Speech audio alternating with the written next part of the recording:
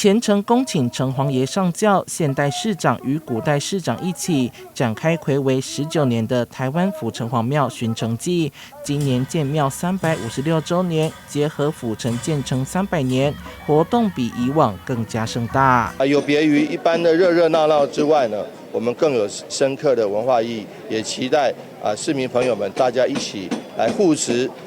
府城隍爷。这回邀请全台11间城隍庙大会师，包括都、府、州、县城隍爷一次到位。各大庙宇都搬出新奇的阵头以及文物，其中头一回南下的台北府城隍庙有7彩脸谱的钟馗，全台首义县城隍庙则是请出超过300年历史的5块自然神座，相当吸睛。府城隍巡城记，县城隍拿出了5块原始神座出来，记者现在就来亲身的来托教一段路。主人神的牌位，它是辖稷、山川、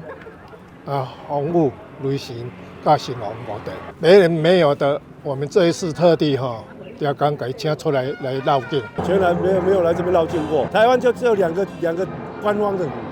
对，那所以说我们排第一阵嘛。入关安排别出心裁，城隍爷要真真正正的去巡城门，从大东门的迎春门走到大南门、岭南门，转往大西门、镇海门，最后从县城隍庙行军走到大北门、拱城门，由区长在行台接驾，全程12.7公里，总共走访31处宫庙和城门。地图上还结合文史地理资讯，路线和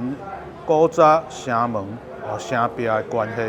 一般拢伫这张地图内面会当看会出来。互民众较知影伊城的位置伫倒搭，甲即个从咱遮有实体的城，就是东门城甲南门城。